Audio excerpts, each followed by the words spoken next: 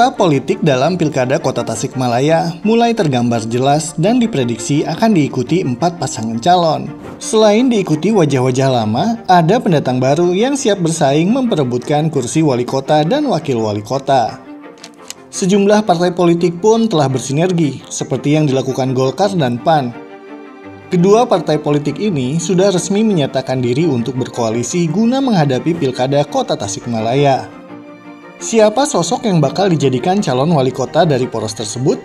Jawabannya tertuju pada Ketua DPD Partai Golkar Kota Tasikmalaya, Muhammad Yusuf. Selain karena jumlah kursi yang lebih banyak dibandingkan PAN, dalam urusan pengalaman Yusuf sudah mumpuni. Ia pernah duduk di kursi eksekutif sebagai wakil wali kota dan wali kota. Sedangkan untuk pendampingnya, DPD PAN Kota Tasikmalaya memiliki 2 kader yang dipromosikan, yakni Hendro Nugroho dan Budi Mahmud Saputra. Keduanya mempunyai peluang yang sama untuk ditunjuk sebagai calon wakil wali kota. Hendro Nugroho unggul di posisi sebagai Ketua DPD PAN Kota Tasikmalaya, sementara Budi Mahmud yang merupakan pengusaha punya modal finansial plus suara hasil Pileg 2024 yang membawanya masuk DPRD Provinsi Jawa Barat. Di poros kedua ada PPP dan Partai Demokrat. Berdasarkan hasil Pileg, partai berlambang Ka'bah ini mempunyai 7 kursi legislatif, sementara Demokrat hanya 3 kursi. Praktis jatah calon wali kota bakal diberikan ke PPP. Soal kandidat, keduanya sama-sama memiliki banyak sosok. Di PPP ada Agus Wahyudin yang merupakan Wakil Ketua DPRD Kota Tasikmalaya.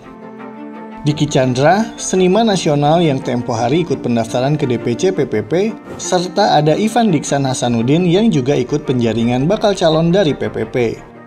Dari ketiga nama itu, Ivan Diksan Hasanuddin merupakan kandidat yang cenderung bakal dapat restu dari DPP PPP.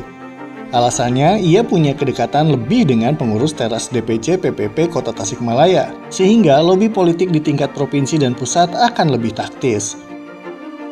Selain itu, Ivan juga punya banyak pengalaman di birokrasi, mulai jadi staf hingga mencapai puncak karir sebagai sekretaris daerah. Saat Budi Budiman menjabat wali kota Tasikmalaya, Ivan dipercaya menjadi panglimanya para ASN. Dibanding yang lain, Ivan beda sendiri. Ia hanya mendaftar ke PPP sebagai ikhtiarnya maju dalam Pilkada Kota Tasikmalaya. Saya berniat dan berikhtiar untuk maju ikut dalam perhelatan Pilkada Kota Tasikmalaya tahun 2024. Langkah saya ini tentunya sebagaimana diketahui, ini langkah yang tidak mudah, langkah yang penuh perhitungan, penuh pertimbangan, dan termasuk juga yang menguatkan niat saya adalah doa dari para kiai. Dari para guru-guru kita, beliau-beliau mendorong, mendoakan saya, juga dari keluarga. Ini hadir anak saya yang paling besar, hadir juga besan saya. Mudah-mudahan doakan, niat saya niat baik.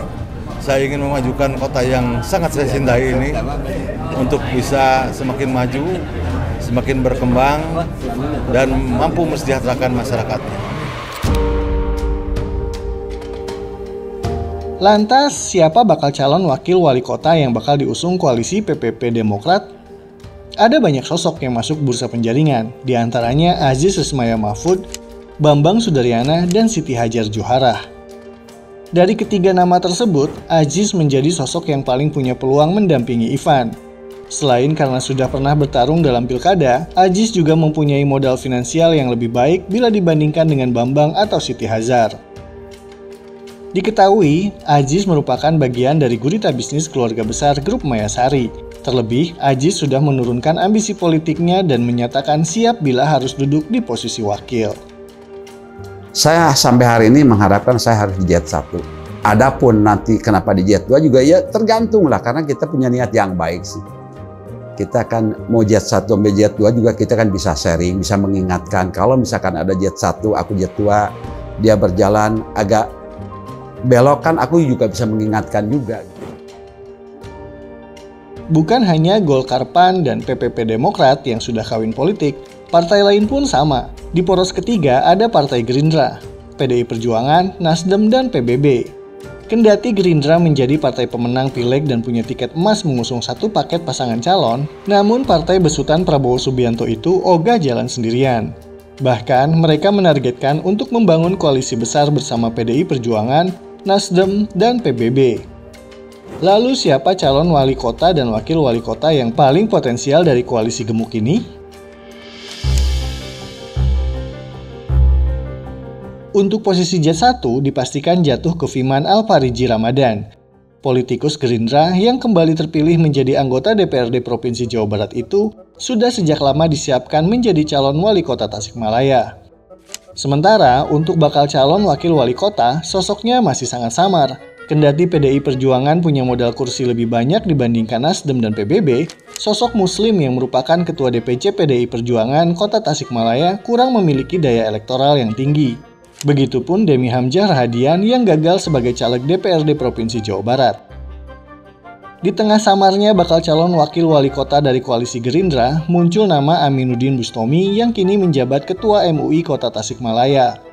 Selain punya modal sosial yang diperkuat dengan simpul-simpul ormas keagamaan, Aminuddin dikabarkan tengah bergerilya mencari tiket dari partai-partai politik. Namun posisi Aminuddin pun belum aman, lantaran ada sosok lain yang juga punya daya tawar tinggi. Dia adalah Agus Wahyudin, politikus PPP yang punya pengalaman dan modal elektoral lumayan besar, serta memiliki jaringan bagus di ranah sosial keagamaan. Adapun poros keempat, ada Partai Kebangkitan Bangsa dan Partai Keadilan Sejahtera yang sudah menggelar ijab kabul politik pada awal April 2024. Keduanya sama-sama punya modal 5 kursi di DPRD Kota Tasikmalaya, sehingga bisa mengusung pasangan calon wali kota dan wakil wali kota. Lantaran punya jumlah kursi yang sama, penetapan siapa bakal calon wali kota yang akan diusung dua partai ini bakal berjalan alot. Di PKB ada Wahid dan Yanto Aprianto.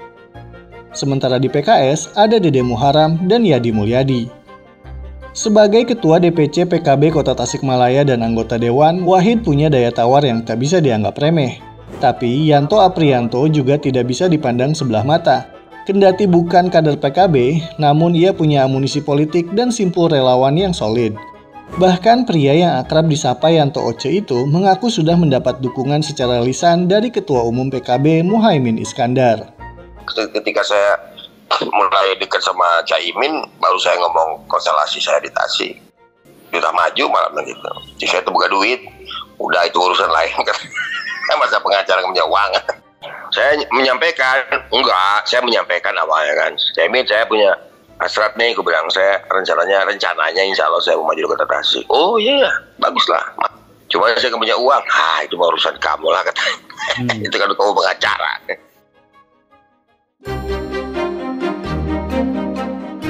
Hubungan Yanto Oce dengan Muhaimin Iskandar terjalin baik saat dirinya menjadi salah satu kuasa hukum pasangan Anies Muhaimin sebagai Capres-Cawapres dalam pemilu 2024. Keseriusan Yanto maju dalam pilkada bersama PKB dibuktikan dengan pengembalian formulir pendaftaran bakal calon wali kota ke Deks Pilkada DPC PKB Kota Tasikmalaya pada akhir April 2024.